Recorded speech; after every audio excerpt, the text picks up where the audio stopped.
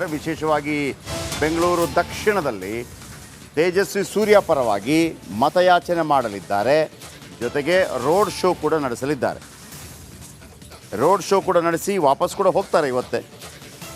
ಬಹಳ ಮುಖ್ಯವಾಗಿ ಹೊಸ ಹೊಸ ಅಸ್ತ್ರಗಳು ಸಿಗ್ತಾ ಇದೆ. ನೇಹಾ ಕೊಲೆಯನ್ನು ಇದೀಗ ರಾಜಕೀಯ ಅಸ್ತ್ರವಾಗಿ ಬಳಸುವಂಥ ಸಾಧ್ಯತೆ ಇದೆ. ಕಳೆದ ಬಾರಿ ಬಂದಾಗಲೂ ಕೂಡ ರಾಮೇಶ್ವರ ಕೆಫೆ ವಿಚಾರಕ್ಕೆ ಸಂಬಂಧಪಟ್ಟ ಹಾಗೆ ಅವರು ಹೇಳಿದರು. ಜೊತೆಗೆ SDPI ವಿಚಾರವನ್ನು ಕೂಡ ಉಲ್ಲೇಖ ಮಾಡಿದರು.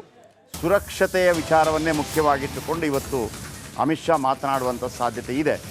ಯಾಕೆಂತಂದರೆ ಇದು ಮತ್ತೊಮ್ಮೆ ಪೊಲರೈಸಿಂಗ್ ಪಾಲಿಟಿಕ್ಸ್ ಆಗುವಂಥ ಎಲ್ಲ ಸಾಧ್ಯತೆಗಳು ಕಂಡು ಬರ್ತಾ ಇದೆ.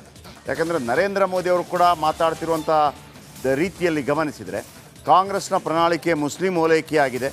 ಸೊ ಹಾಗಾಗಿ ಹಿಂದೂ ಪಾಲರೈಸಿಂಗ್ ರೀತಿಯ ಚುನಾವಣಾ ರಾಜಕೀಯ ತಂತ್ರಗಾರಿಕೆ ಕಂಡು ಬರ್ತಾ ಇದೆ. ಬಹುಶಃ ನೇಹಾ ಹತ್ಯೆಯನ್ನು ಭಾಳ ದೊಡ್ಡ ಮಟ್ಟದಲ್ಲಿ ಪ್ರಸ್ತಾಪ ಮಾಡುವ ಸಾಧ್ಯತೆಗಳು ಕಂಡು ಬರ್ತಾ ಇದೆ ಇವತ್ತು.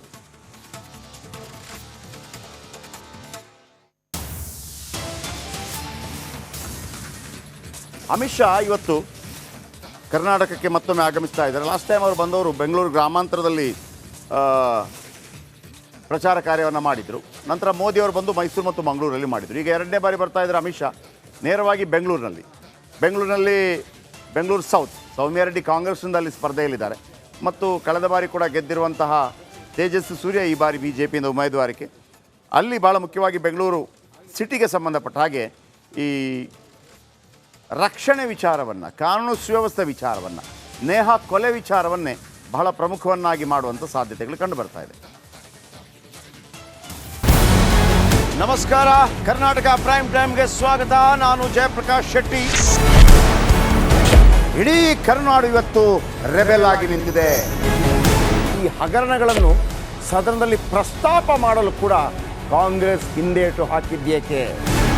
ನಿಮ್ಗೆ ಸಂಬಳ ಅದಕ್ಕೆ, ನಿಮಗೆ ವಾಹನ ಅದಕ್ಕೆ, ನಿಮಗೆ ವೆಪನ್ ಅದಕ್ಕೆ, ನೀವು ಅದನ್ನು ಸೆರೆ ಹಿಡಬೇಕಾಗಿತ್ತು. ನೀವು ವಿದ್ಯುತ್ ಬರ ಇದೆ ಅಂತ ಹೇಳ್ತಾ ಇದ್ದೀರಿ. ಎಲ್ಲಿ ಬರ ಇದೆ ನೀವು ಹೇಳಬೇಕು. ಪಾಕಿಸ್ತಾನ್ ಆಕ್ಯುಪೈಡ್ ಕಾಶ್ಮೀರ್ ಅದು ಎಂದೆಂದಿಗೂ ನಮ್ಮದು. 40 ಮೆಷಿನ್ಗಳು ತಂದಿತ್ತು ನೋಟ್ ಎಣಿಸುವುದಕ್ಕೆ, ಅದೇ ಹಾಳಾಯಿತು. ಮಥುರಾದ ಗಲಾಟೆ ಇದೆಯಲ್ಲ, ಅದು ಸ್ಥಳೀಯವಾಗಿ ಕೂತು ಪರಿಹರಿಸಬಹುದಾದಂಥ ಕಾನೂನಿದೆ. ಗ್ಯಾರಂಟಿ ಯೋಜನೆಯಿಂದ ನಷ್ಟ ಆಗಿದೆ, ಲಾಭ ಆಗಿದೆ, ದಯವಿಟ್ಟು ಹೇಳಿ.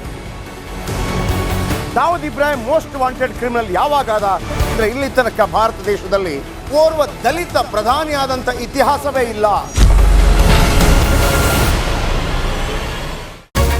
ರಿಪಬ್ಲಿಕ್ ವರ್ಲ್ಡ್ ಆಪ್ ಇದು ಕೇವಲ ಅಪ್ಲಿಕೇಶನ್ ಅಲ್ಲ, ಸಮಗ್ರ ಸುದ್ದಿಗಳ ಸಂಪರ್ಕ ಮಾರ್ಗಕ್ಕೆ ಕ್ರಾಂತಿಕಾರಿ ಬದಲಾವಣೆ. ರಿಪಬ್ಲಿಕ್ ವರ್ಲ್ಡ್ ಆಪ್ ಕೇವಲ ಸುದ್ದಿ ಅಪ್ಲಿಕೇಶನ್ ಅನ್ನ ಪರಿಚಯ ಮಾಡ್ತಾ ಇಲ್ಲ, ಬದಲಾಗಿ ಡಿಜಿಟಲ್ ಸುದ್ದಿ ಬಳಕೆಯ ಹೊಸ ಯುಗಕ್ಕೆ ನಾಂದಿ ಹಾಡ್ತಾ ಇದೆ. ಇದೊಂದು ಬ್ರೇಕಿಂಗ್ ನ್ಯೂಸ್, ಪ್ರಭಾವಶಾಲಿ ಕಾರ್ಯಕ್ರಮಗಳಿಗೆ ಗಟ್ಟಿಯಾದ ವೇದಿಕೆ. ರಿಪಬ್ಲಿಕ್ ವರ್ಲ್ಡ್ ಅಪ್ಲಿಕೇಶನ್ ಈಗ ಲೈವ್ ಆಗಿದೆ. ಗೂಗಲ್ ಪ್ಲೇ ಸ್ಟೋರ್ ಮತ್ತು ಆಪಲ್ ಆಪ್ ಸ್ಟೋರ್ ಎರಡರಲ್ಲೂ ಲಭ್ಯವಿದೆ. ಈಗಲೇ ಡೌನ್ಲೋಡ್ ಮಾಡಿ.